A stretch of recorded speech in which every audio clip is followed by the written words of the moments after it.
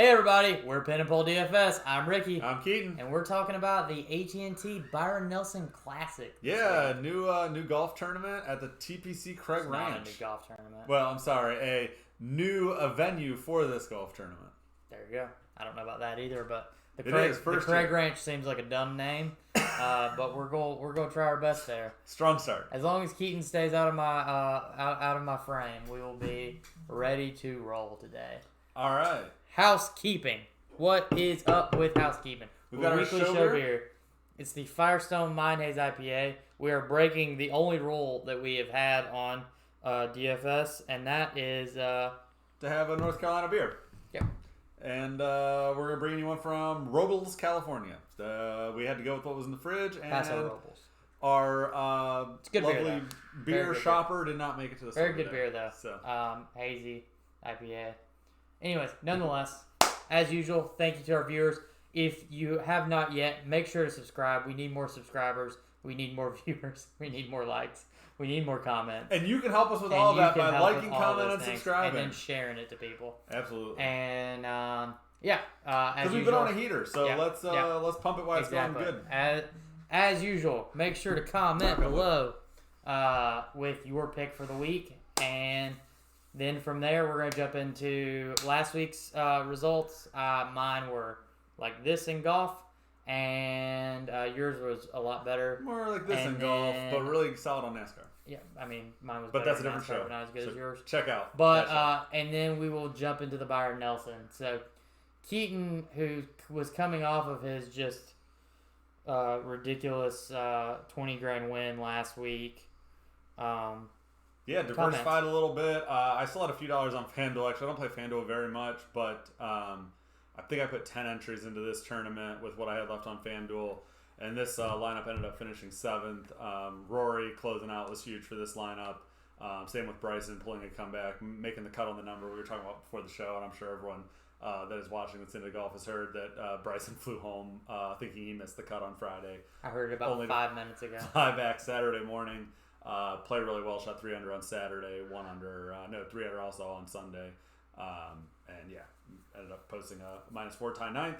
So that's huge. And then Charles down there, we'll talk to. Ricky said he will have 0 Charles this week. What was his price last week?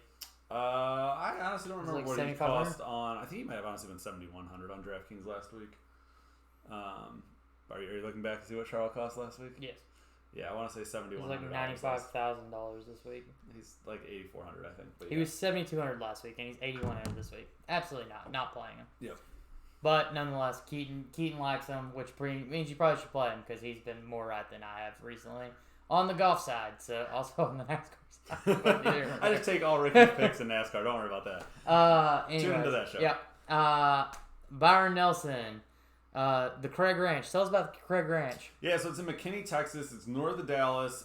This is new for the PGA Tour, but it has hosted nationwide events, including the Nationwide Tour Championships in 2008 and 2012. It's a par 72, 7,400 yards, not super long, a lot of gettable holes, including some scoring par 4s and 5s. I think we will see lots of eagle opportunities, lots of birdies for sure. And so while we don't have official course stats on this one from the PGA Tour, we do have some Texas golfers that are familiar with this course. So during interviews this week, been trying to sleuth out like what little course history there is out there. So Ryan Palmer talked about in an interview that he holds the course record here. He's real familiar. He's played this course a lot. 61 is the course record. So that's fun. I'm sure Palmer will be popular this week. Scotty Scheffler tweeted that he won an amateur tournament. I believe it was by 7 strokes. When he was 9. And then Will Zalatoris tweeted that he has also played the course, I believe, since he was 12 with Scotty Scheffler. So that's pretty funny. And then some other golfers with Texas connections that presumably would have had an opportunity to play at this course. Jordan Spieth, Bryson lives in Dallas in this area.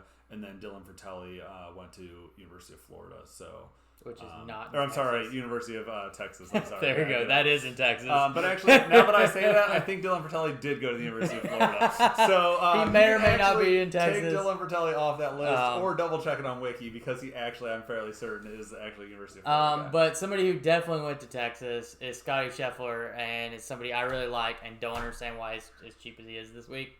So we're gonna end with a positive because Scotty is way too cheap this week. He's super cheap. Yeah, it's way cheap. I don't understand. Anyways, nonetheless, he'll be popular. The Craig Ranch. So yeah, we went over a lot of this. A lot of easier course. It's open. What does no protection mean? There's not a lot of trees that line the outsides. There's not a lot of water on this course. In Texas. They don't have water either. And so I'm not sure they just have land. That's pretty much what's on this course. So the prior course that was played here, I guess the reason they relocated was due to heat stroke. People were like 40 fans get heat stroke one year because it was just an open course with no shade. So this course tried to rectify that a little bit. They built it out actually specifically to be a fan-friendly course with like a bold green on 18 for finishing out the course. Which, by the way, if you saw Rory close out Quail Hollow on 18 on Sunday, you would have never known there was any sort of pandemic happening in Charlotte because it was absolutely packed crowds on that green. It was awesome to see.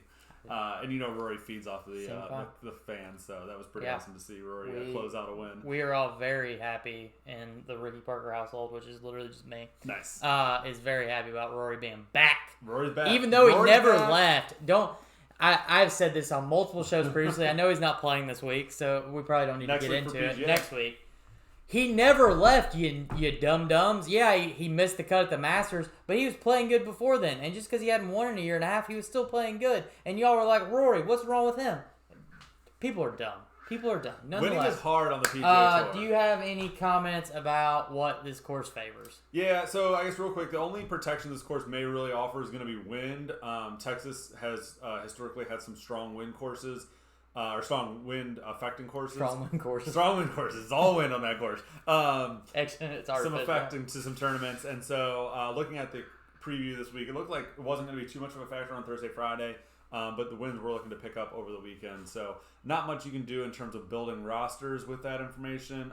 But if you're playing Showdown, definitely something to check out. But yeah, this course, I think because of the gettable nature of some of the holes, there are some shorter par 4s and shorter par 5s.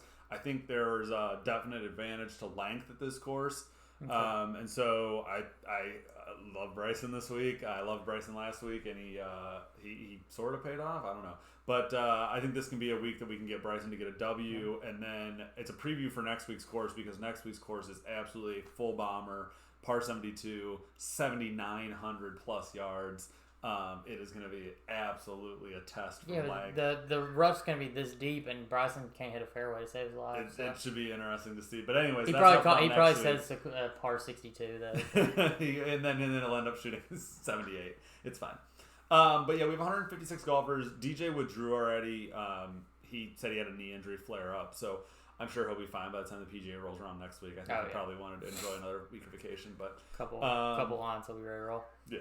Top 65 and ties make the cut this week. Same normal rules. Last week was another low 6 of 6. I think the field was about 5%. I was a little under, so not great. I was also a little under at 0. Ouch. It was, yeah.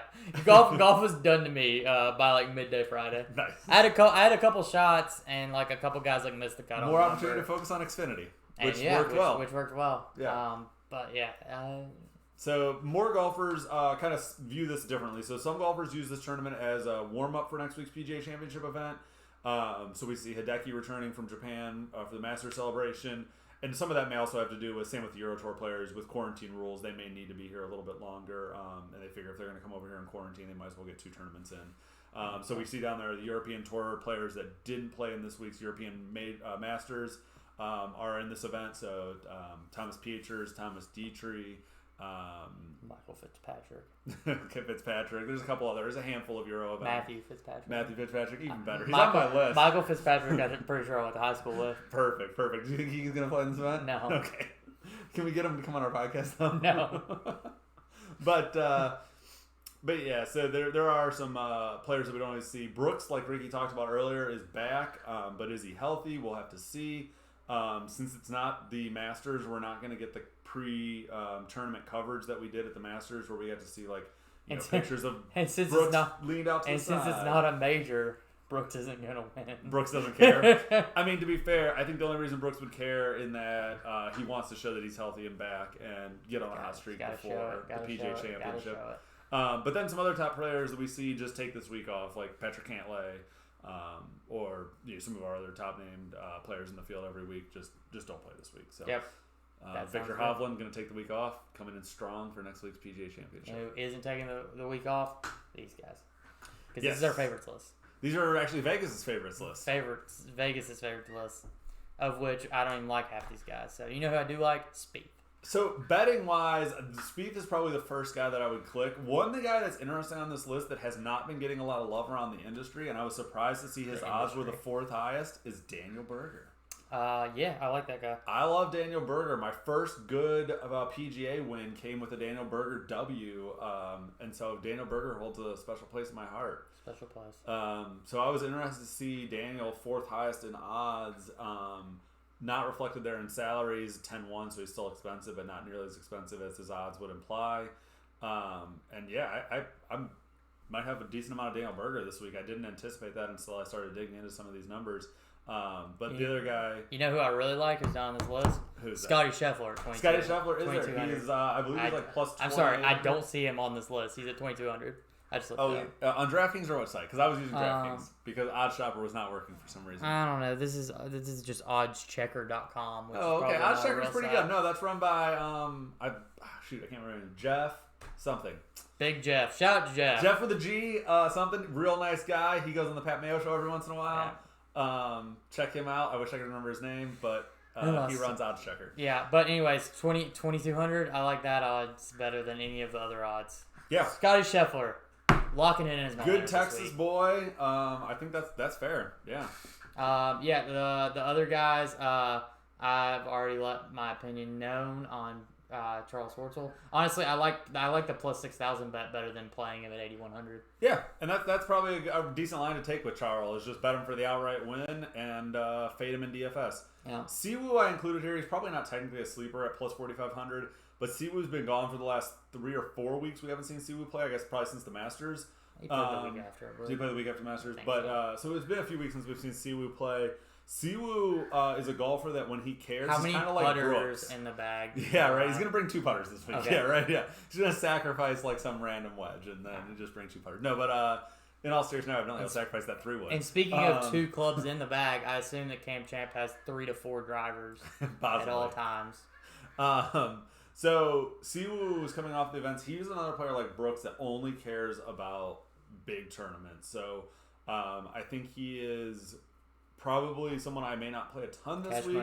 But next week in the PGA, I can see getting on Siwoo. So to the extent you think when players he's not $8,800. He's already cheap, I'm sure. But if you looked at pricing next week, there are so many guys in like the $7,600 or $7,500 range that like Corey Connors, I think, is $7,400. Like Team Coco.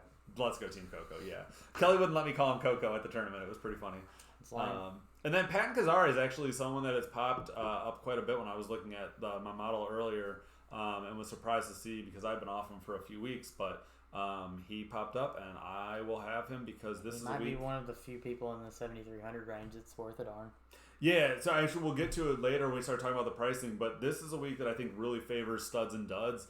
I think last week and a few other weeks have pushed you towards a balanced build because of kind of the value in the middle. This week, I think there is high-end golfers that I want to roster. There is the middle chunk of the field that I just have no interest in at that price point. And then in order to afford the guys I like up top, I've got to stick in some of the 7-ish K guys. It's ugly. I think I will be leaning heavily on studs and duds, which means I will probably have my high exposure to the guys up top. That are on Johnson, my list. Top of the list. Lots of Dustin Johnson, yeah.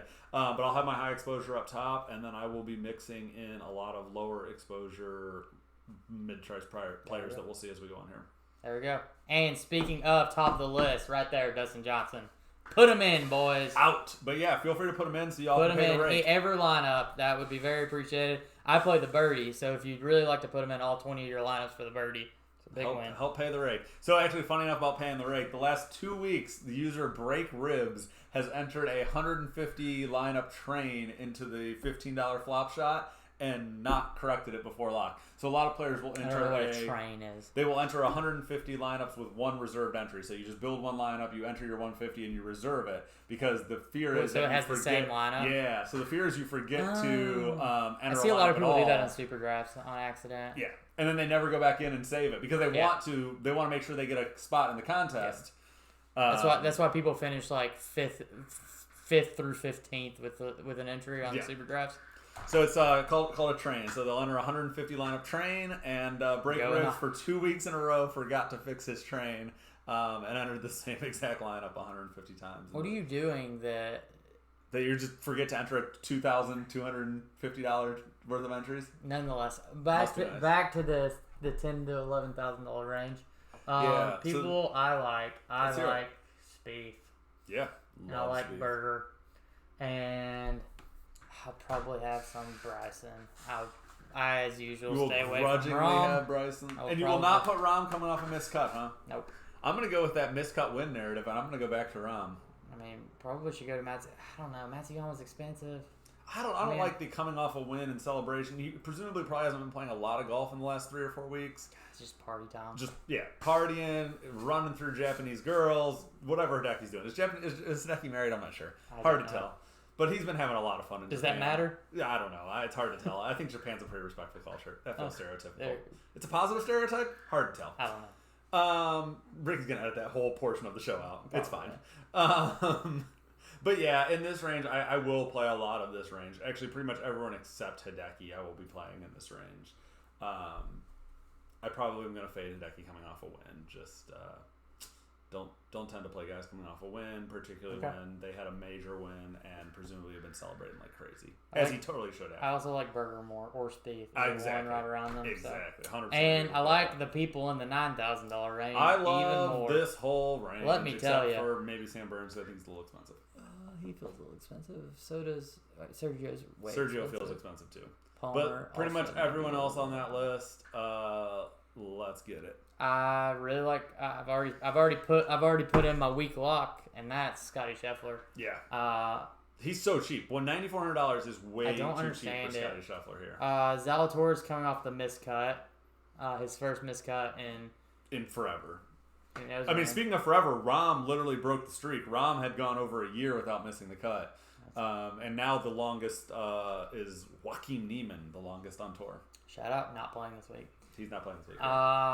Nonetheless, Brooks, I like. I think he's a good play. I mean, I don't know if his knee is in good enough shape to win, but I think he'll definitely be in contention. And we saw him play pretty well on a gimpy knee. Yeah, 9,900 seems pretty cheap. Yeah. For a player of Brooks' caliber, if he is normal Brooks, he should be in the same as everyone else, 10-7, 11K range. Yeah. But yeah, I like Zalatoris as usual. I'm really confused why he's 9,700 this week and he was 9,400 last week.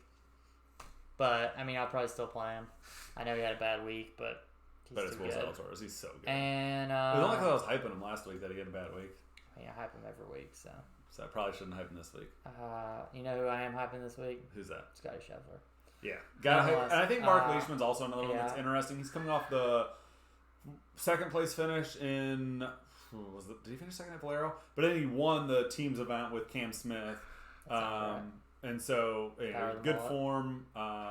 Just been playing really well recently, so I think at 9,200. Ryan Palmer, the course record at this course. So. He is more expensive than we paid for Ryan Palmer, but also Ryan Palmer has been playing really well recently. Yeah. So I probably am going to stomach it. Yeah.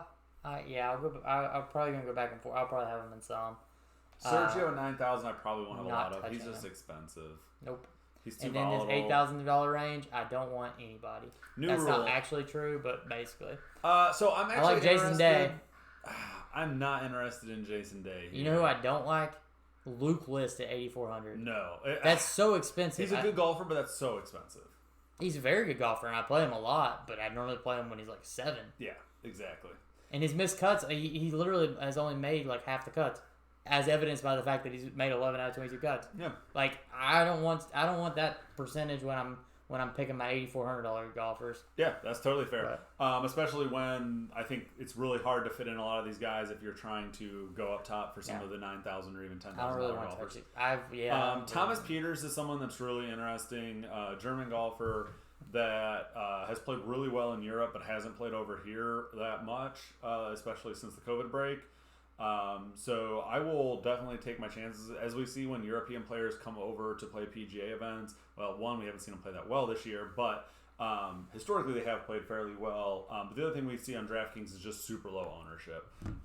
Most players scrolling through this range have never heard of this guy. If I'm casually building lineups on my phone, I'm easily skipping this range and skipping him pretty much altogether. So I think he is someone I will probably have a fair amount of in my lineups, and probably one of the only guys in this range.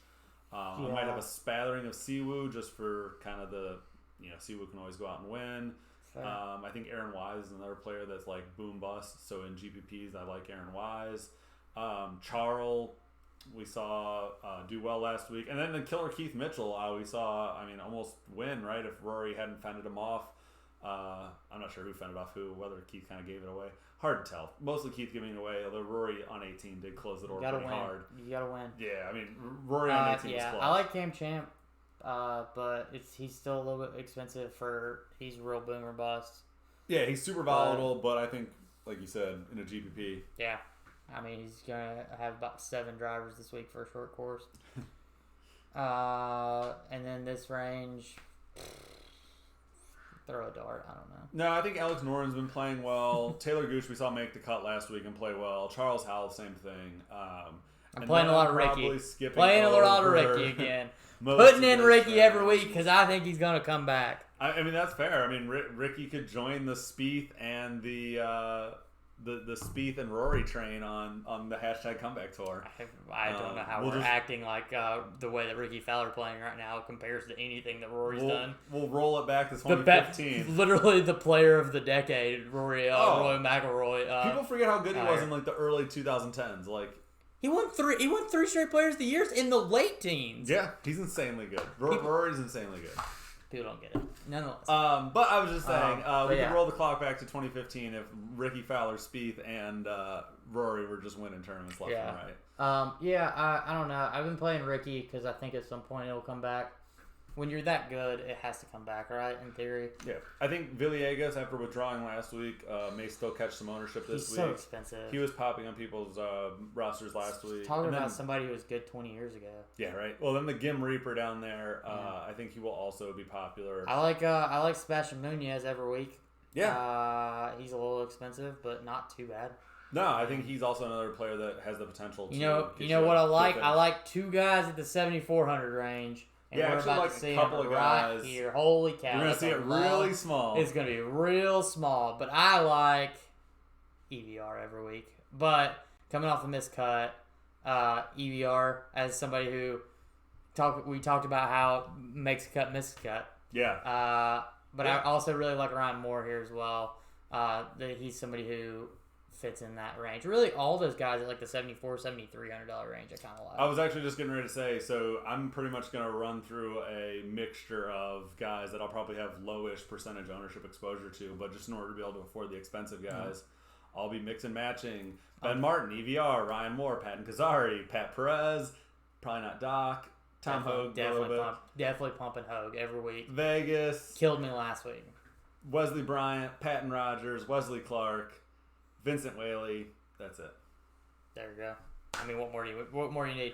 That player pool right there. That's your bottom end player pool. That's my bottom end player pool. And then, speaking of the bottom end player pool, you put Rory Sabatini on there? Yep, I'm going to put Rory in my lineups. I think Rory's got the length to get it done. I think Rory... does Rory Sabatini have length Well, anymore? I think he's got medium length, but I think he... I have to look up the stats now because now I feel like I may be pulling that one out. But I feel like he has that length. I feel like he's 975 years old. No, I feel like... You give me crap. if I'm going to pick a Rory Sabatini... If you're going to pick a Rory Sabatini, put Patrick Harrington up there like he deserves to be. He's going to make the cut. You know it. He's going to finish... He's going to finish 65th, I think but he Rory will make has the upside cut. For Does he though? A journeyman. Yeah. Rory could finish top 10. Okay. When was the last time you finished top 10? I have to go look. I have to go, let's go to Fantasy National. We'll post it all on the Instagram, or not Instagram. We don't have Instagram. How about Twitter? So yeah, as I said here, I don't really like the 7K range. I'm probably only gonna have a handful of golfers in this range in my pool. It does make studs and duds building tough. And by that I mean trying to fit in like 2 or maybe even 3 of the 9K guys or 2 of the 10K guys. It makes that lineup construction tough, but definitely possible. And so really the only 2 guys so far that I have in my pool sub 7K are KH Lee at 6,900. I think he'll be popular after he played really well last week, or at least for the first part of the week, and then kind of faded in the weekend. But then Rory down there at 6,800, everybody's going to give me some crap about, but has been playing pretty well. His last PGA Tour event win was in 2011, everybody. Okay, but what's his recent finishes? Can you give me his rundown? That's not on Instagram, or that's not on Wikipedia. Gotcha. But yeah, I'll find it. Don't worry. Just go to DraftKings. I'm going to take some low percentage flyers on a few other guys, probably, but for right now, my pool is pretty trim. Yeah. I don't hate Troy. I would rather get Troy Merritt at 6,800 than Rory Sabatini. Yeah, I mean, that's probably fair. Rory Sabatini, 130th, 98th, 51st, 30th, 138th, 67th, 75th, 86th, 85th, 10th, 12th, 110, 40, 12, 130. He's either missing the cut or finishing 15th. That's all I'm saying. You got that sweet top 15 upside. But then some of our favorite Also my lock of the week. My second Scotty, lock of the week is not on here. Scotty winning, Rory finishing second. There you go. Wait, Rory Sabatini finishing second? No, he missing the cut. That's my second one. Sorry. I bet yeah. you could get a bet on that. I bet you could parlay Rory missing the cut and Scotty winning. Nonetheless, yeah, people that would I add anybody to this list? I got your Scotty on this one. Yeah, I mean, I'm obviously picking Scotty to win. I like Brooks a lot. Yeah, Brooks is interesting, and you really won't have to get a lot of him to be over the field. I'm guessing he's going to come in at 10% or less ownership, which for a obviously elite golfer is fantastic. The question is just whether he's healthy, because a healthy Brooks, I think at sub 10 ownership and $100 he is just a no-brainer. Yeah. I agree. So, in a tournament, I think I'll have Brooks. And then these guys, I'm pretty much going to mix and match with some of the other guys we talked about. But I'm going to try to have pretty high exposure to at least the high-end guys on this list. I think I'm going to copy his player pool this week. Let's do it. That's what I do in NASCAR. I copy Ricky's player pool, ship the money, just does it better. Go home. Every week, and it makes me so mad. So mad. That's all we got this week, That's folks. all we have. Thank As you. usual, make sure to comment below whether or not you think Rory Sabatini is going to make the cut. Also, if you remember the last time Rory Sabatini was actually winning a golf tournament, if you actually were watching golf then, because somebody wasn't. No, most definitely not. I just 2011. One thing I learned about him by looking at his Wikipedia page was he changed his citizenship from South Africa to Slovakian. Oh, sweet tax break. So that's interesting. For that sweet tax break. Or maybe he married a sweet Slovakian girl. Oh, actually, is this gonna go down a dark place? I'm so confused. No, it's the home country of his wife. Oh, see, he did marry but it's so he could qualify for the Olympics. Oh, even better, actually. He also has a UK passport and a US citizenship. This man... He's a man of mystery. International man of mystery, Rory Sabatini. Possibly spy. You heard it here first. Yeah. All right, folks. Thanks for checking out the show this week. Yeah. Please like, comment, subscribe. Yeah, tell other people about us. Some weeks I'm more positive. Some weeks, especially after a win, Ricky's more positive. While I'm riding a heater, super positive. So. Yep. Love y'all. Thank you. Thank you. Can I find the end button?